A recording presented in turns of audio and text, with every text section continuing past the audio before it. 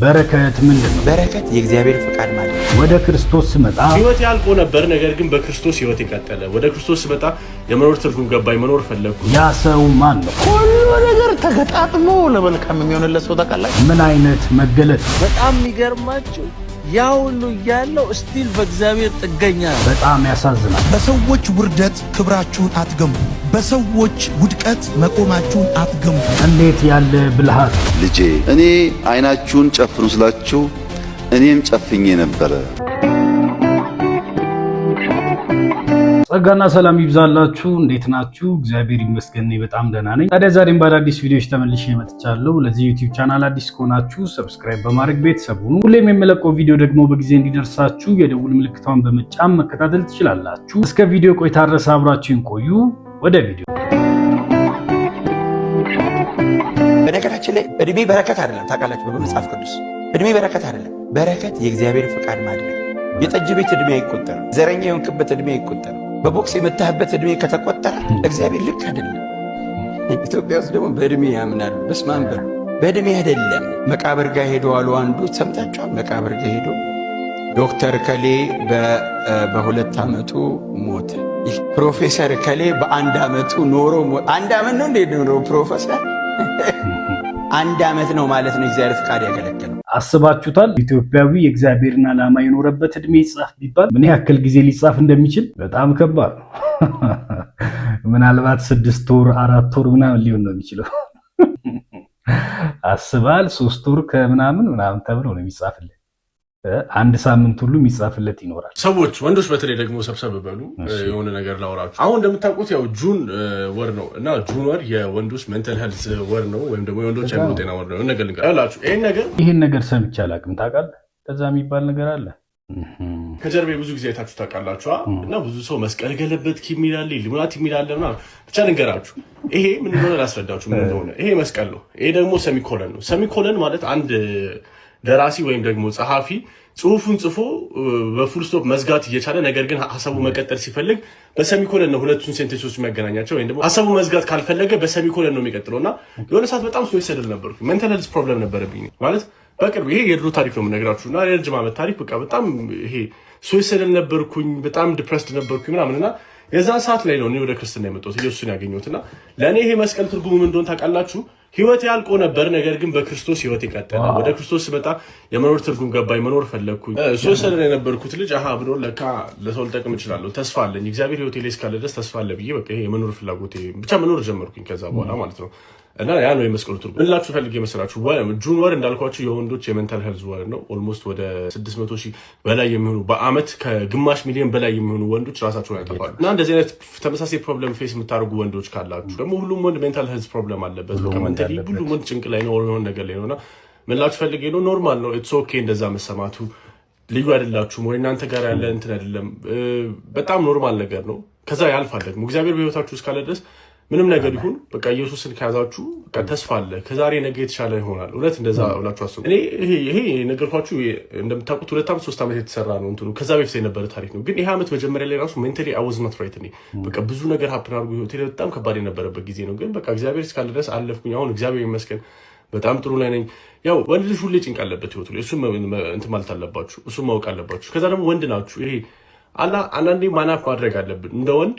በቃ ጭንቅም ውስጥ ብንሆን ምንም ውስጥ ብንሆን በቃ ይሄ ተጋፍጠን ተፋልመን ማለፍ ያለብን ነገሮች አሉ። ወንድነት የሚሰጠን አቅም አለ እዚህ ላይ ብዬ አስባለሁ። እኔ በቃ ይሄ ይዘነው የሚመጣብንን ችግር በሙሉ በቃ ተጋፍጠን እስከ መጨረሻው መሄድ ነው። ወንድ ልጅ ከሞት ውጭ ያለው ሽንፈቱ በሙሉ አይምሮ ውስጥ ነው ያለው። ሳይኮሎጂካል ነው ሽንፈቱ። እስከ ሞከራችሁ ድረስ እግዚአብሔር እድል ሰጧችሁ። ዛሬ ከእንቅልፋችሁ እስከናቀሳቀሳችሁ ድረስ ተስፋ አላችሁ፣ እድል አላችሁ። በሆነ ደግሞ ምን መሰላችሁ? ማንም ሰው ስለእናንተ ግድ አይሰጠውም። እሱን ወቁ። ስለእናንተ ግድ የሚሰጠው እናንተና አምላካችሁ ብቻ ነው፣ እግዚአብሔር ብቻ ነው። እኔ እንደዛ ነው የማስበው። ወንድ ልጅ ከሆነ እድሜው በኋላ ፐርፎርማንስ ኢን ሂዝ ላይፍ ነው ማተር የሚያደርገው። እውነቴን ነው የምላችሁ። ስለዚህ ወጥራችሁ ስሩ፣ ራሳችሁ ላይ ኢንቨስት አድርጉ፣ ራሳችሁ ላይ ስሩ፣ ስራችሁ ላይ ኢንቨስት አድርጉ። ማስቀደም ያለባችሁ ነገሮች በህይወታችሁ አስቀድሙ። ከዛ ውጭ ያለው ነገር የሚመጣ ነው። ብቻ እግዚአብሔርን በህይወታችሁ አትጡ። አንተ የዚህ ልጅ መልእክት ደግሞ ከባድ ነው ታውቃለህ። በጣም እርግጠኛ ሆኜ የምነግራችሁ ይሄ ልጅ ስለ ወንጌል ማውራት ከጀመረ አንድም ሰው ቆሞ አይሰማም። እንደ እግዚአብሔር አብሮት እንዳለ በደንብ ነው የሚታየው ታውቃለህ። እና ይሄ ልጅ መስበክ ከጀመረ በጣም ያሰጋል። የጨለማውን መንግስት ያናውጣል። ጌታ ስሙ ይባረክ። ሁሉ ነገር ተገጣጥሞ ለመልካም የሚሆንለት ሰው ታውቃላችሁ። ጥፋቱ ሁሉ መልካም ነገሩ ብቻ እኮ አይደለም፣ ስህተቱ ሁሉ ወደ በረከት ነው የሚወረውረው። ተንሸራቶ ሲወድቅ ሁሉ በረከት ላይ ነው ያነሳው ታውቃላችሁ። እሱ ፓኒም እግዚአብሔር ፊቱን ያበራል። ፊት ሲሰጥ እግዚአብሔር ሲል ፊቱን ሲያበራል።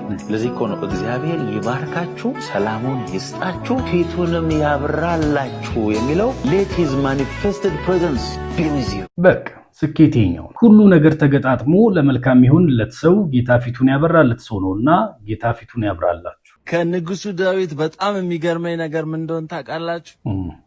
he was a king ንጉስ ነበረ። ትልቅ ተጽዕኖ ያለው ሰው ነው። he was a warrior ተዋጊ የሆነ ሰው ነው። ባለስልጣን ነው፣ ባለጠጋ ነው። ያ ሁሉ ያለው ሰው ነውና በጣም የሚገርማችሁ ያ ሁሉ ያለው ስቲል በእግዚአብሔር ጥገኛ ነው። በእግዚአብሔር ላይ ነው ስቲል የሚታመነው።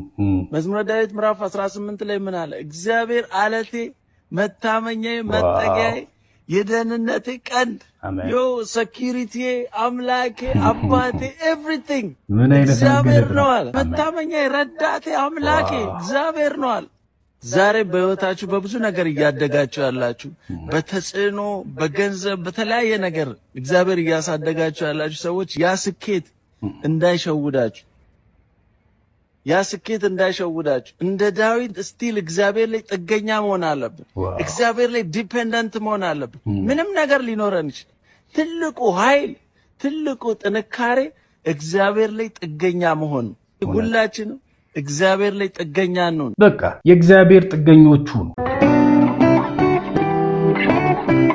በሰዎች ውርደት ክብራችሁን አትገንቡ፣ በሰዎች ውድቀት መቆማችሁን አትገንቡ። አንዳንድ ሰዎች አሁን የሰዎችን ስም መጥፋት እነሱ የራሳቸውን ስም ለመገንባት ይጠቀሙበታል። አስተምረው አይደለም የሚገነቡት፣ የወደቀ አንስተው አይደለም ስማቸው የሚገነቡት፣ የሰው ራቁት አውርተው ስማቸውን ይገነባሉ። ከኖህ ልጆች መካከል እንዳንዱ ማለት አባቱን ራቁት አየ፣ ወንድሞቹን ጠራቸው። ሁለቱ ፊታቸውን አዙረው ጨርቅ አለበሱት። አባታቸው ከከሰካሩ ሲነሳ ልጁ ያደረገበት አውቅ ምላችሁ ፈልጌ ብዙዎቻችን እዚህ ውስጥ ያለ ነው የእድሜያችንን ግማሹ ኖረነዋል። ከዚህ በኋላ የቀረው ጥቂት ነው፣ ቁልቁለት ነው። ጊዜ ካገኘን አይቀር ለሰው ሁሉ መልካምና በሰዎች ድካም ላይ የራሳችሁን ቢዝነስ አትስሩ። እንደገናም ደግሞ የራሳችሁን ስም ለመገንባት የሌላኛውን ስም አትናዱ። እግዚአብሔር የሰጣችሁ ነገር ይበቃችኋል። በራሳችሁ ጉዳይ ላይ ብቻ ትኩረት አድርጉ። አንድ ወጣት መንገድ እየተጓዘ ትንሽ ጎልመስ ሸምገል ያለ ሰው ያያል እና አስቁሟቸው ሰላም ብለው ያቁኛል፣ ያስታውሱኛል ወይ ይላቸዋል። እኚህ ሽማግሌ አላስታውስህም፣ አላቅህም ይሉታል። እንዴ እርሶ እኮ የኔ መምህር ኖት፣ የተማርኩት እንዲህ ያለ ትምህርት ቤት ነው፣ ያስተማሩኝ እንደዚህ አይነት ትምህርት ነው፣ አያስታውስኝም ወይ አላቸው። አላስታውስህም። አሁን አንተ ምን ትሰራለህ አሉት። እኔም መምህር ሆኛለሁ አላቸው። እንዴት መምህር ሆንክ? በእርሶ ምክንያት እርሶን አይቼ እርሶን ለመሆን መምህር ሆንኩ፣ እርሶ ግን አያስታውሱኝም።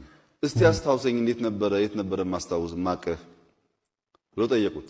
በአንድ ወቅት እኛ ክላስ ውስጥ እኔ አቅራቢያ የሚቀመጥ ልጅ አዲስ ሰዓት ገዝቶ ይመጣል። ያው እሱም ልጅ ስለሆነ አዲስ መሆን ለማሳየት እና ሊያስቀናን እየሞከረ እኔ በጣም ቀናሁ፣ ሰረቀው። በሰዓቱ ልገዛ የምችልበትም እድል አልነበረኝም እና ሰዓቱን ሰረኩበት። ሰዓቱን ስሰርቅ ልጁ አላግባብ ጮኸ፣ አለቀሰ፣ ክላስ ረበሸ።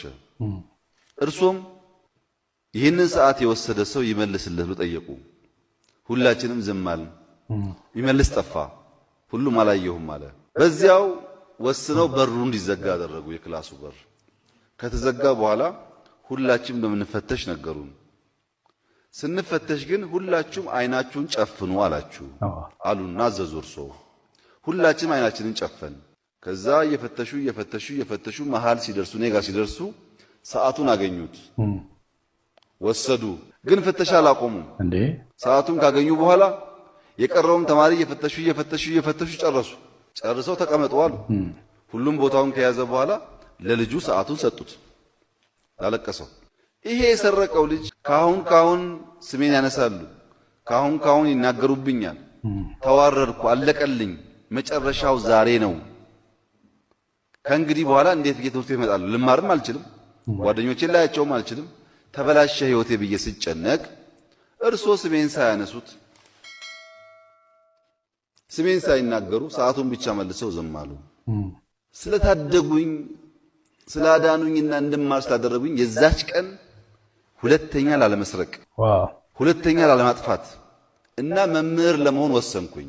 ይገርም ነው። እንደርሶ ለመሆን እንደርሶ የሰው ሕይወት የሚያድን የጠፋበትን ሰዓት የሚመልስ ሌላኛውን ሰው ደግሞ አዋርዶ አጋልጦ ሕይወቱን የማያበላሽ ሰው ለመሆን መምህር ለመሆን ወሰንኩኝ። ይገርም ነው ይላቸዋል። እሰይ ደግ አደረግህ ካሉት በኋላ እንዴት ስሜን ሳይናገሩ አንድ ቀን እንኳን ጠርተው ሳያናግሩኝ ቀሩ ይላቸዋል። ቆንጆ ጥያቄ። ልጄ እኔ አይናችሁን ጨፍኑ ስላችሁ እኔም ጨፍኜ ነበረ በለው። እስካሁንም አያውቁትም ማለት ነው። ስፈትሻችሁ ጨፍኜ የፈተሽኳችሁ። ምክንያቱም እያየው ከፈተሽኳችሁ ለክላሱ እንኳን ባልናገር ስለማቅ ስለምለይ ማን እንደሆንክ ስገባ ስወጣ አንተ እያልኩ አሸማቀቀሃለሁ። መሸማቀቅህን ስለማልፈልግ እኔም አላየውህም አንተም አላየኸኝ የጠፋውን ሰዓት ብቻ ነው የመለስኩት አሉት ይባላል። ምን አይነት ብልሃት ነው አስባችሁታል? ራሳቸውም ሳይሰናከሉ ልጁንም ሳያሸማቅቁት በሰላም ሀገር ማን እንደወሰደ ሳያውቁ ሰዓቱንም ለልጁ መልሰውለት በነፃነት እንዲኖር አደረጉት። ለሁለቱም የሚሆን ሚዛናዊ ውሳኔ፣ ያኛውንም አይጎዳም ይሄኛውንም አይጎዳም። የሚገርም ነው። እንግዲህ ለዛሬ ይዤላችሁ የመጣሁት ቪዲዮዎች እነዚህን ይመስሉ ነበር። ቪዲዮቹ ቆንጆና አስተማሪ ከነበሩ ላይክ እና ኮመንት ማድረጋችሁ እንዳትረሱ። ከወደዳችሁ ደግሞ ለወዳጆቻችሁ ሼር አድርጉላቸው። ቀጣይ በሌላ ቪዲዮ እስክንገናኝ ድረስ መልካም ቆይታ ይሁንላችሁ። ጌታ ኢየሱስ ዘመናችሁን ይባርክ። ተባረኩ።